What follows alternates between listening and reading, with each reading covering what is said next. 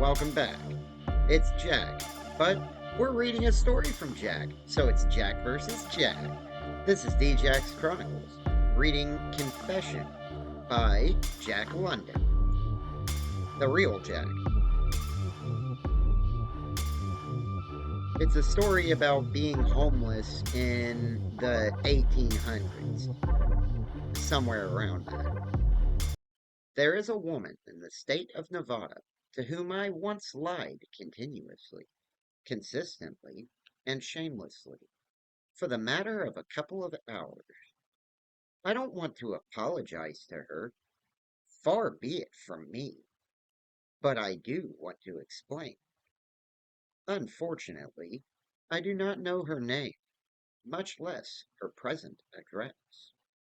If her eyes should chance upon these lines, I hope she will write to me. It was in Reno, Nevada, in the summer of 1892. Also, it was fair time, and the town was filled with petty crooks and tin horns, to say nothing of a vast and hungry horde of hobos. It was the hungry hobos that made the town a hungry town. They battered the back doors of the homes of the citizens until the back doors became unresponsive.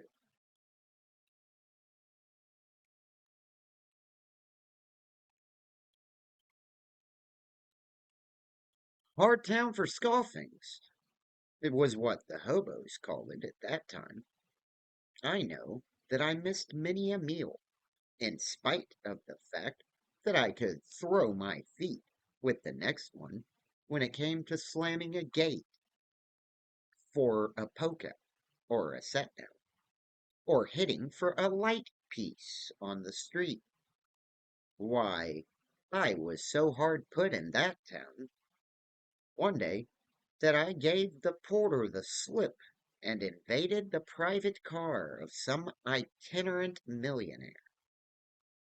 The train started as I made the platform, and I headed for the aforesaid millionaire, with the porter one jump behind me and reaching for me.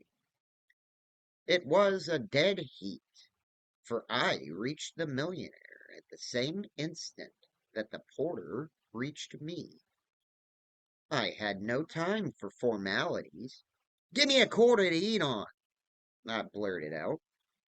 And as I live, that millionaire dipped into his pocket and gave me just precisely a quarter. It is my conviction that he was so flabbergasted that he obeyed automatically, and it has been a matter of keen regret ever since, on my part, that I didn't ask him for $1. I know that I'd have got it. I swung off the platform of that private car with the porter maneuvering to kick me in the face. He missed me. One is at a terrible disadvantage when trying to swing off the lowest step of a car and not break his neck on the right of way, with, at the same time, an irate Ethiopian on the platform above trying to land him in the face with a number 11. But I got the quarter. I got it.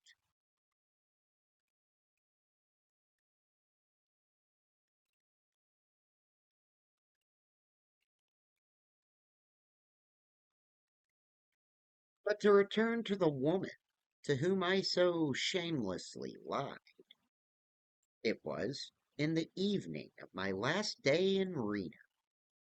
I had been out to the racetrack watching the ponies run and had missed my dinner, the midday meal. I was hungry, and furthermore, a committee of public safety had just been organized to rid the town of just such hungry mortals as I. Already, a lot of my brother hobos had been gathered in by John Law, And I could hear the sunny valleys of California calling to me over the cold crests of the Sierras.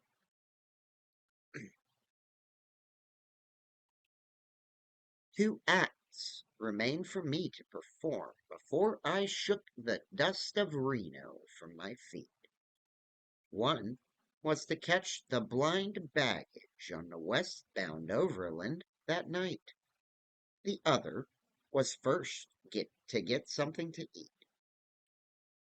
Even youth will hesitate at an all-night ride on an empty stomach, outside of a train that is tearing the atmosphere through the snow sheds, tunnels, and eternal shows or snows of heaven aspiring mountains. But that something to eat was a hard proposition. I was turned down at a dozen houses. Sometimes I received insulting remarks and was informed of the barred domicile that should be mine if I had my just deserts. The worst of it was that such assertions were only too true. That was why I was pulling west that night. John Law was abroad in the town, seeking eagerly for the hungry and homeless, for by such was his barred domicile tenanted. At other houses, the doors were slammed in my face, cutting short my politely and humbly couched request for something to eat. At one house, they did not open the door. I stood on the porch and knocked, and they looked out at me through the window. They even held one sturdy little boy aloft so that he could see over the shoulders of his elders the tramp who wasn't going to eat anything at their house.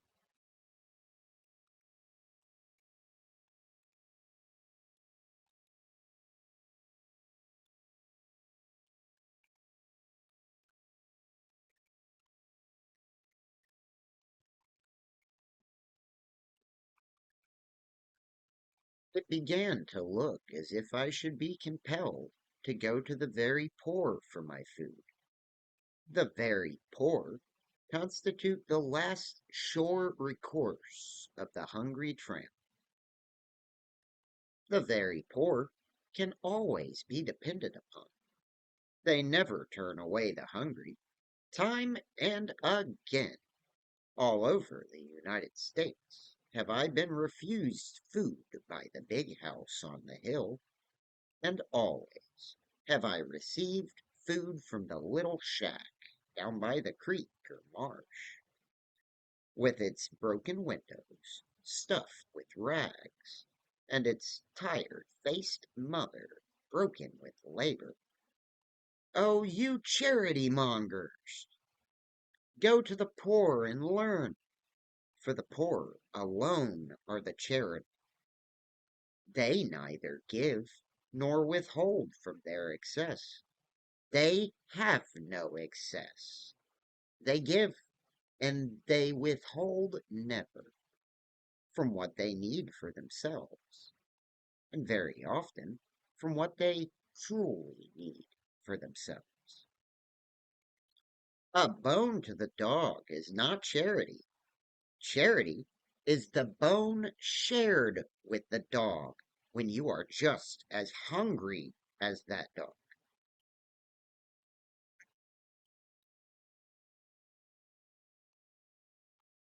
There was one house in particular where I was turned down that evening.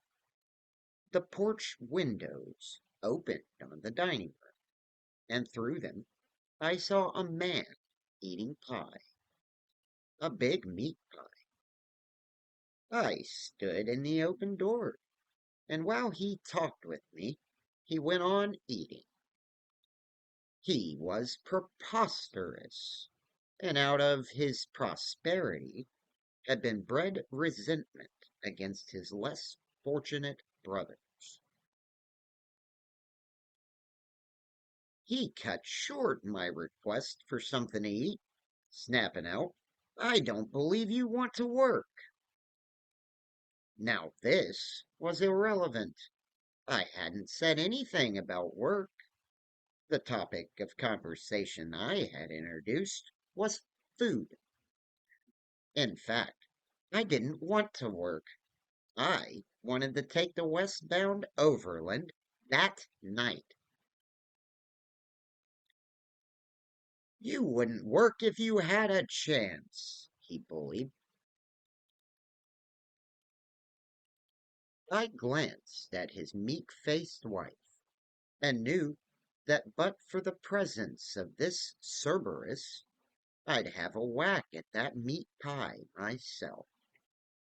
But Cerberus sopped himself in the pie, and I saw that I must placate him if I were to get a share of it.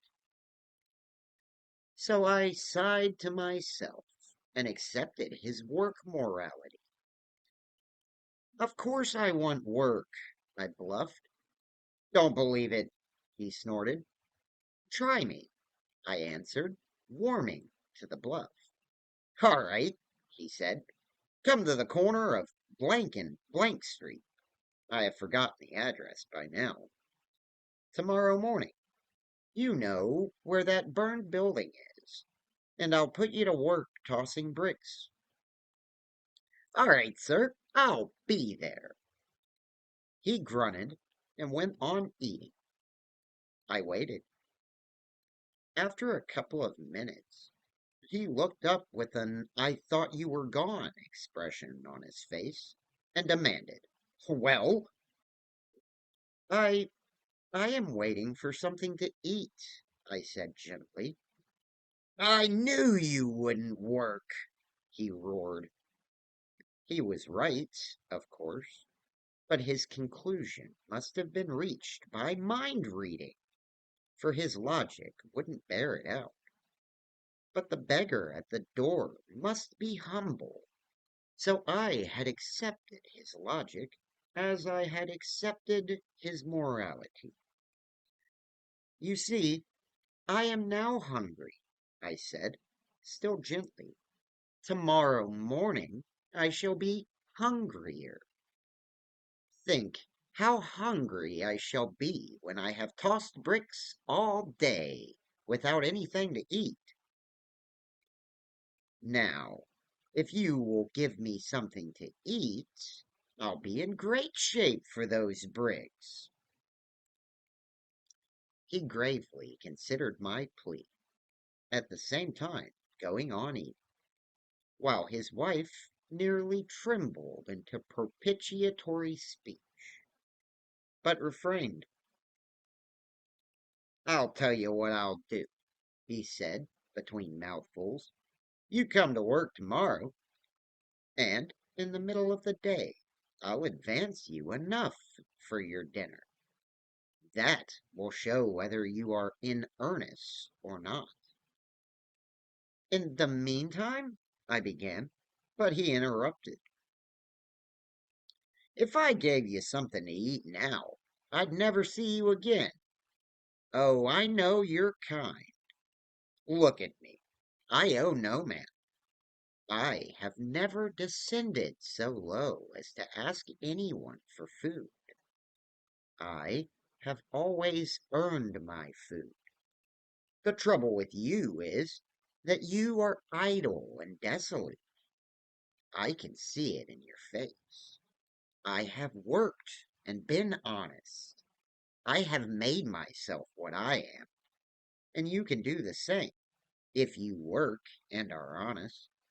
"Huh, like you?" I queried. Alas, no ray of humor had ever penetrated the somber work-sodden soul of that man. "Yes, like me," he answered. "All of us?" I queried. "Yes, all of us," he answered, conviction vibrating in his voice. But if we all become like you, I said, allow me to point out that there'd be nobody to toss bricks for you. I swear there was a flicker of a smile in his wife's eye. As for him, he was aghast. But whether at the awful possibility of a reformed humanity that would not enable him to get anybody to toss bricks for him, or at my impudence, I shall never know. I'll not waste words on you, he roared. Get out of here, you ungrateful whelp. I scraped my feet to advertise my intention of going and queried, I don't get anything to eat? He arose suddenly to his feet. He was a large man. I was a stranger in a strange land, and John Law was looking for me. I went away hurriedly. But why ungrateful? I asked myself as I slammed his gate. What in the dickens did he give me to be ungrateful about? I looked back. I could still see him through the window. He had returned to his pie. By this time, I had lost heart. I passed many houses by without venturing up to them. All houses looked alike, and none looked good. After walking half a dozen blocks, I shook off my despondency and gathered my nerve. This begging for food was all a game, and if I didn't like the cards, I could always call for a new deal. I made up my mind to tackle the next house. I approached it in the deepening twilight, going around to the kitchen door.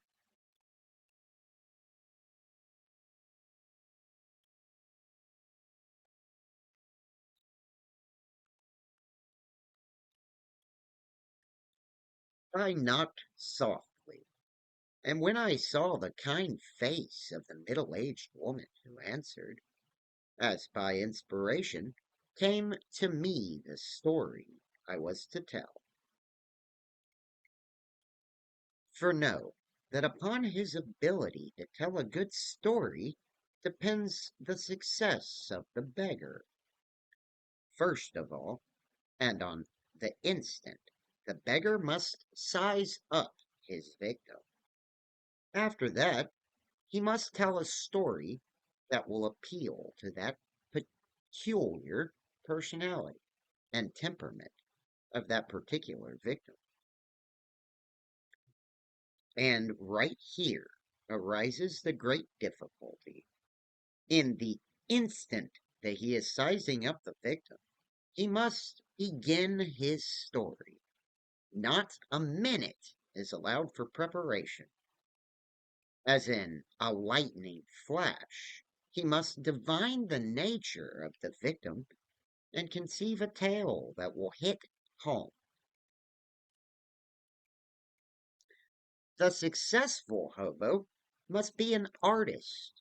He must create spontaneously, instantaneously, and not upon a theme selected from the plenitude of his own imagination, but upon the theme he reads in the face of the person who opens the door, be it man, woman, or child, sweet or crabbed, generous or miserly, good natured or cantankerous, Jew or Gentile, black or white, race prejudiced or brotherly, provincial or universal, or whatever else it may be. I have often thought that to this training of my tramp days is due much of my success as a story writer. In order to get the food whereby I lived, I was compelled to tell tales that rang true. At the back door, out of inexorable necessity, is developed the convincingness and sincerity laid down by all authorities on the art of the short story. Also, I quite believe it was my tramp apprenticeship that made a realist out of me. Realism constitutes the only goods one can exchange at the kitchen door for grub.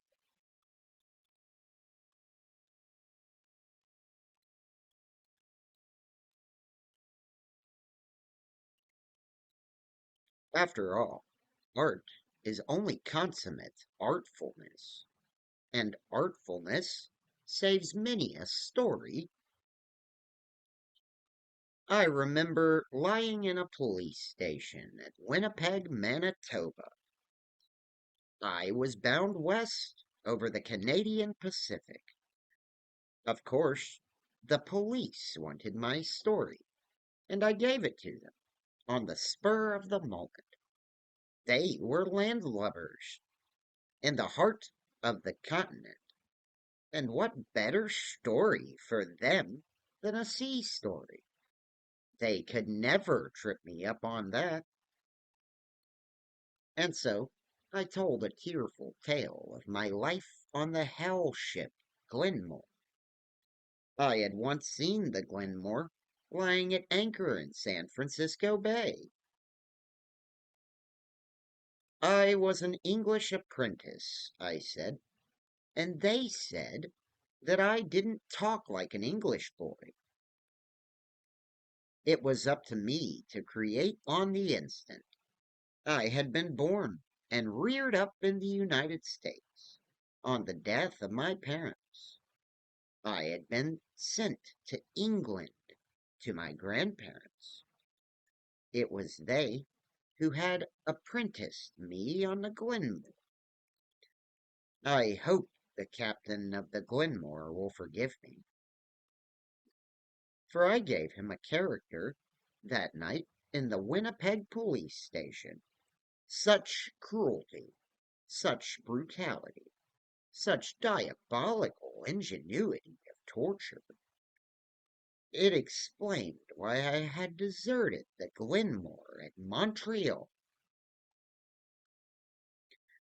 But why was I in the middle of Canada going west when my grandparents lived in England?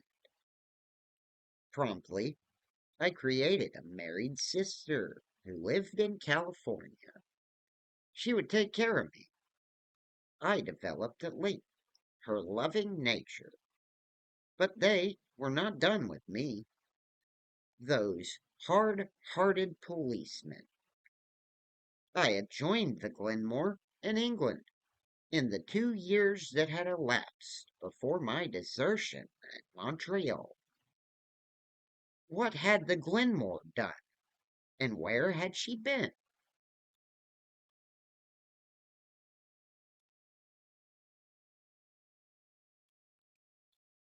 And thereat, I took those landlubbers around the world with me, buffeted by pounding seas, and stung with flying spray. They fought a typhoon with me off the coast of Japan. They loaded and unloaded cargo with me in all the ports of the seven seas. I took them to India and Rangoon and China, and had them hammer ice with me around the Horn, and at last come to moorings at Montreal. And then they said to wait a moment, and one policeman went forth into the night while I warmed myself at the stove, all the while racking my brains for the trap they were going to spring on me. I groaned to myself when I saw him come in the door at the heels of the policeman. No gypsy prank had thrust those tiny hoops of gold through the ears.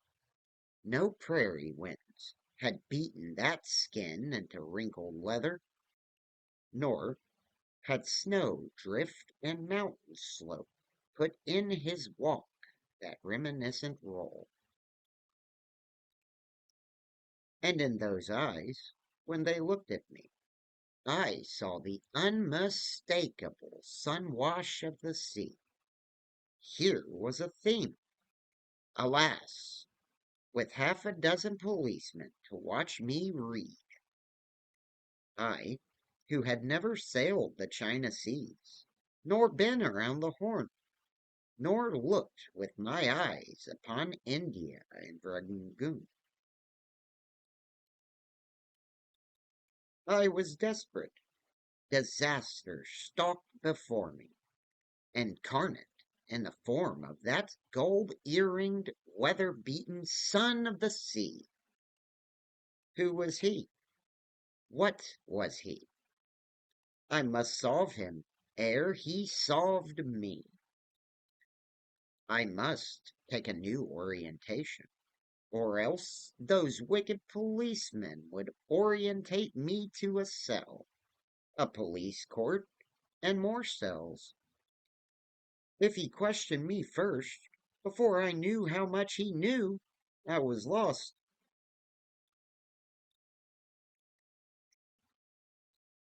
But did I betray my desperate plight to those lynx-eyed guardians of the public welfare of Winnipeg?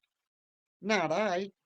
I met that aged sailorman, glad-eyed and beaming, with all the simulated relief at deliverance that a drowning man would display on finding a life preserver in his last despairing clutch.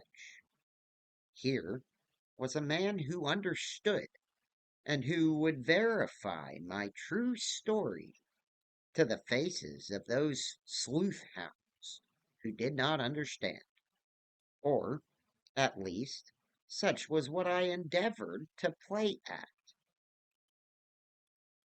I seized upon him. I volleyed him with questions about himself. Before my judges, I would prove the character of my Savior before he saved me. He was a kindly sailor man, an easy mark. The policeman grew impatient while I questioned him. At last, one of them told me to shut up.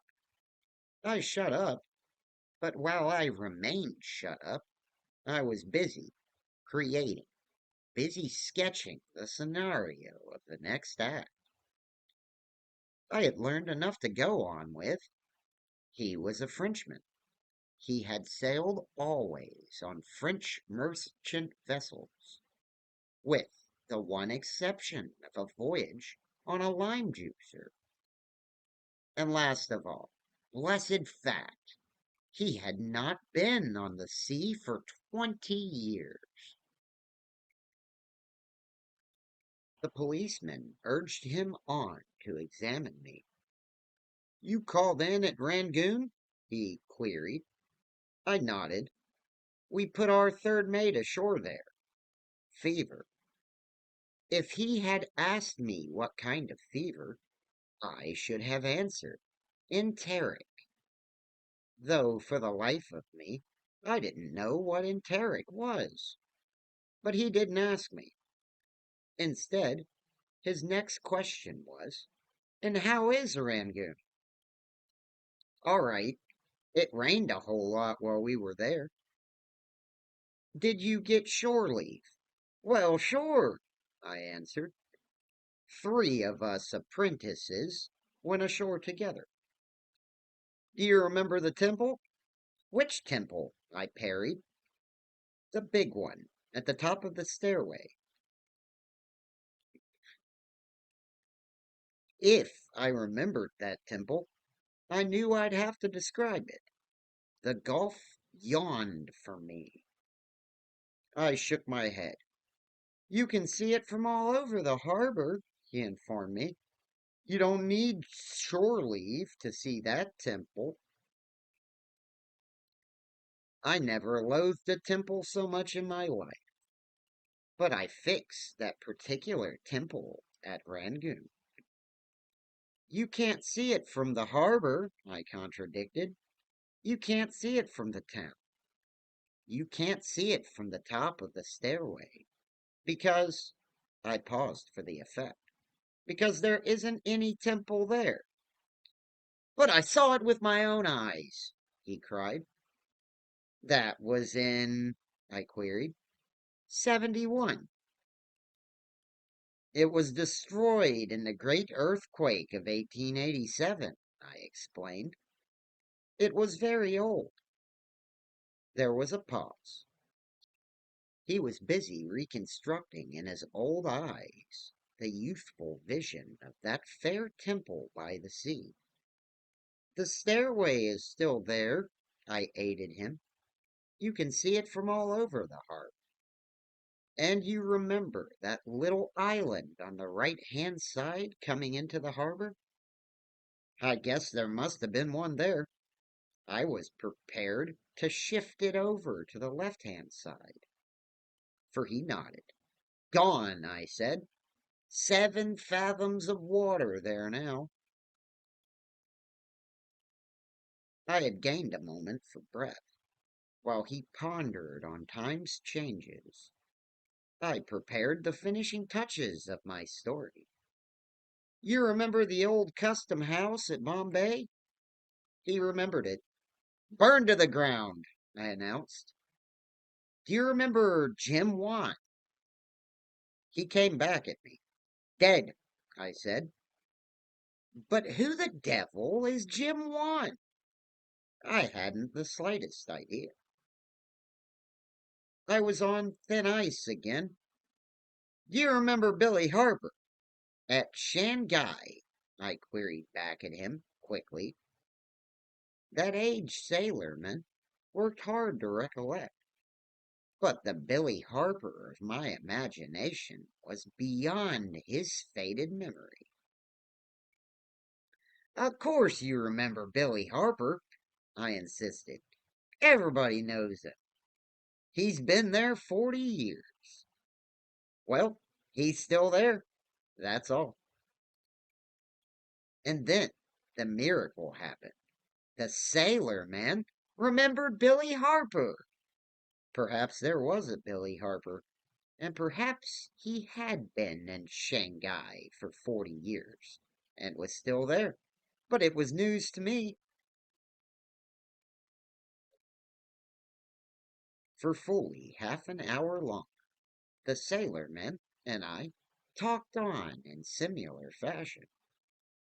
In the end, he told the policeman that I was what I represented myself to be, and after a night's lodging and a breakfast, I was released to wander on westward to my married sister in San Francisco. But to return to the woman in Reno, who opened her door to me in the deepening twilight, at the first glimpse of her kindly face, I took my cue. I became a sweet, innocent, unfortunate lad. I couldn't speak. I opened my mouth and closed it again. Never in my life before had I asked anyone for food. My embarrassment was painful, extreme. I was ashamed. I, who looked upon begging as a delightful whimsicality, thumbed myself over into a true son of Mrs. Grundy, burdened with all her burgess morality. Only the harsh pangs of the belly need could compel me to do so degraded and ignoble a thing as beg for food. And into my face I strove to throw all the wan wistfulness of famished and ingenuous youth, unused tremendously.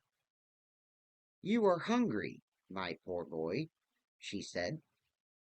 I had made her speak first. I nodded my head and gulped. It was the first time I have ever asked, I faltered. Come right in. The door swung open.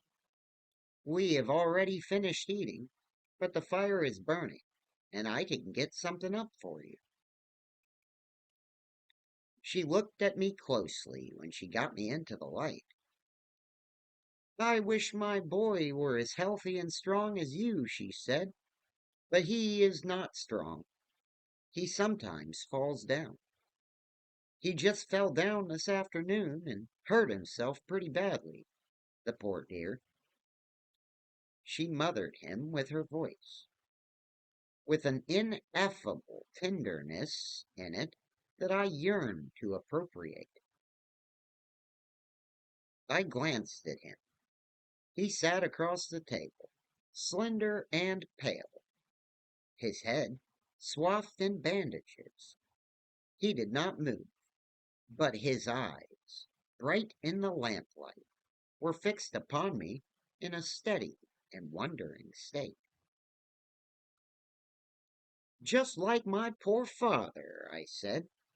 He had the falling sickness, some kind of vertigo. It puzzled the doctors. They never could make out what was the matter with him. He is dead? She queried gently, setting before me half a dozen soft-boiled eggs. Dead, I gulped. 2 weeks ago. I was with him when it happened. We were crossing the street together. He fell right down. He was never conscious again. They carried him into a drugstore. He died there. And thereat I developed the pitiful tale of my father. How, after my mother's death, he and I had gone to San Francisco from the ranch. How his pension, he was an old soldier, and the little other money he had was not enough, and how he had tried book canvassing also, but I narrated my own woes during the few days after his death that I had spent alone and forlorn on the streets of San Francisco, while that good woman warmed up biscuits, fried bacon, and cooked more eggs, and while I kept pace with her in taking care of all that she placed before me. I enlarged the picture of that poor orphan boy and filled in the details. I became that poor boy. I believed in him as I believed in the beautiful eggs I was devouring. I could have wept for myself. I know the tears did get into my voice at times. It was very effective. In fact, with every touch I added to the picture, that kind soul gave me something also. She made up a lunch for me to carry away. She put in many boiled eggs, pepper and salt, and other things, and a big apple. She provided me with 3 pairs of thick red woolen socks. She gave me clean handkerchiefs and other things, which I have since forgotten.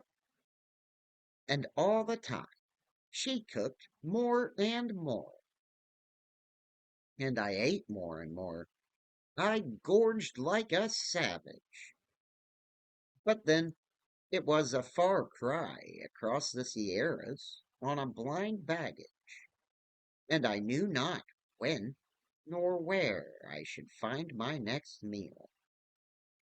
And all the while, like a death's hand on the feast, silent and motionless, her own unfortunate boy sat and stared at me across the table. I suppose I represented to him mystery, and romance, and adventure. All that was denied the feeble flicker of life that was in him, and yet I could not forbear, once or twice, for wondering if he saw through me down to the bottom of my mendacious heart.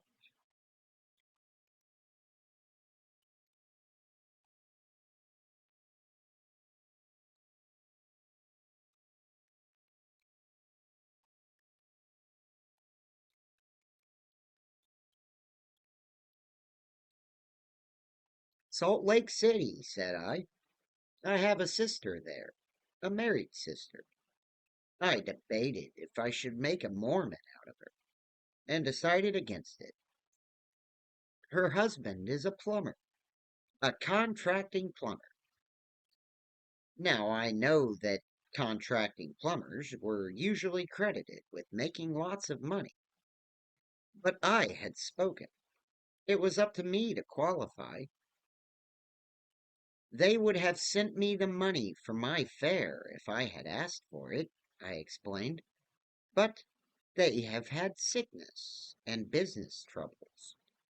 His partner cheated him, and so I wouldn't write for the money. I knew I could make my way there somehow. I let them think I had enough to get me to Salt Lake City. She is lovely and so kind.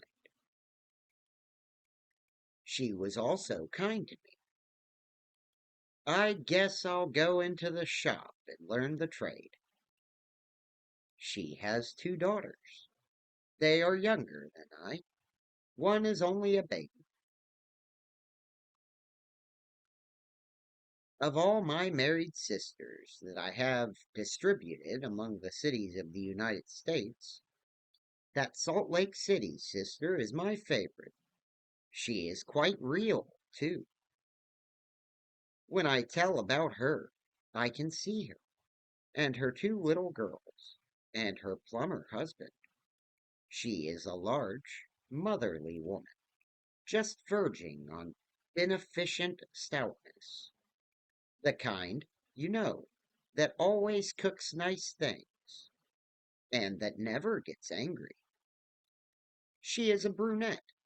Her husband is a quiet, easy-going fellow. Sometimes I almost know him quite well. And who knows, but some day I may meet him. If that aged sailor man could remember Billy Harper, I see no reason why I should not some day meet the husband of my sister who lives in Salt Lake City. On the other hand, I have a feeling of certitude within me that I shall never meet in the flesh my many parents and grandparents. You see, I invariably killed them off. Heart disease was my favorite way of getting rid of my mother, though, on occasion, I did away with her by means of consumption, pneumonia, and typhoid fever.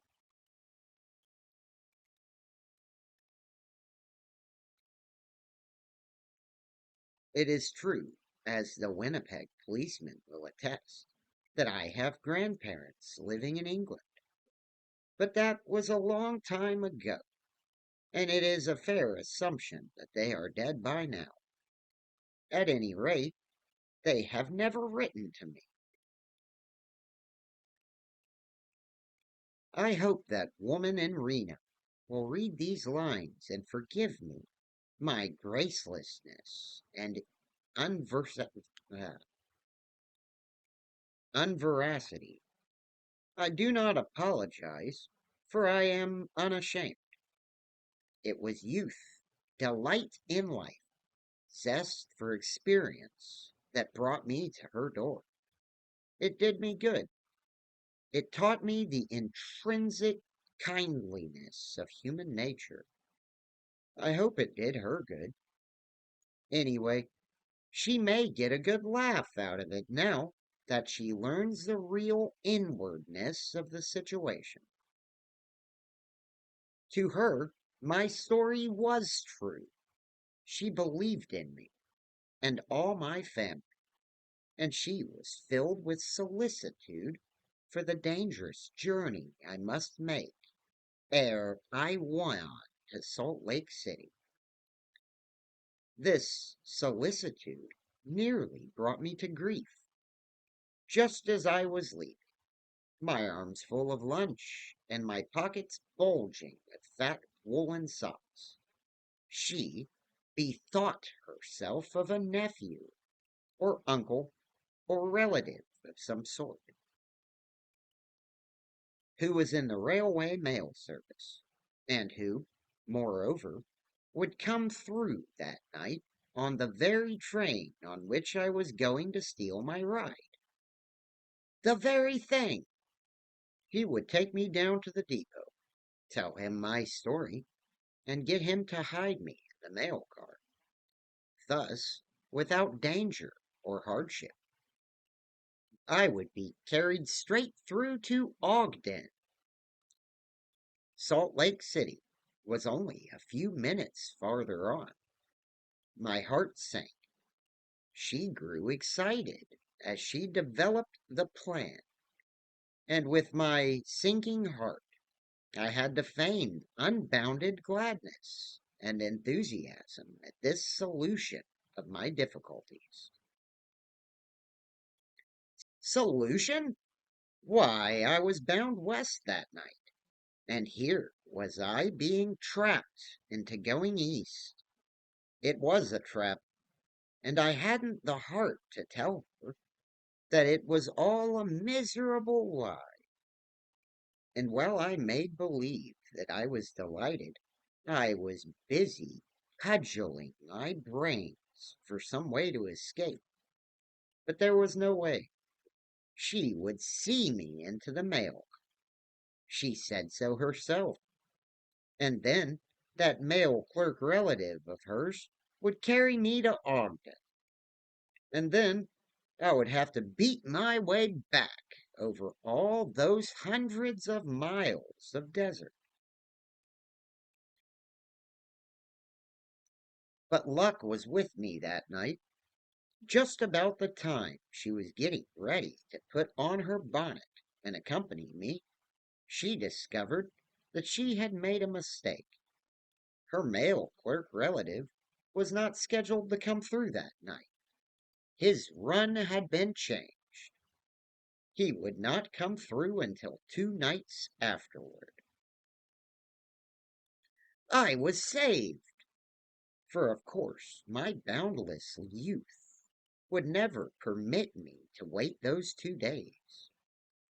I optimistically assured her that I'd get to Salt Lake City quicker if I started immediately, and I departed with her blessings and best wishes ringing in my ear. But those woolen socks were great, I know. I wore a pair of them that night on the blind baggage of the Overland. And that Overland went west. All right. Thanks so much for sticking with me through that California dream trip, and I hope you enjoyed it. That was a story by Jack London, by the way, but I've been in similar situations myself, so I really relate to it, and I was pretty excited to actually read it. Um, I want to tell my story, but it's full of the same kind of stuff, and I don't really know how to tell it without being deceptive. But thanks for watching. I'll see you in the next video.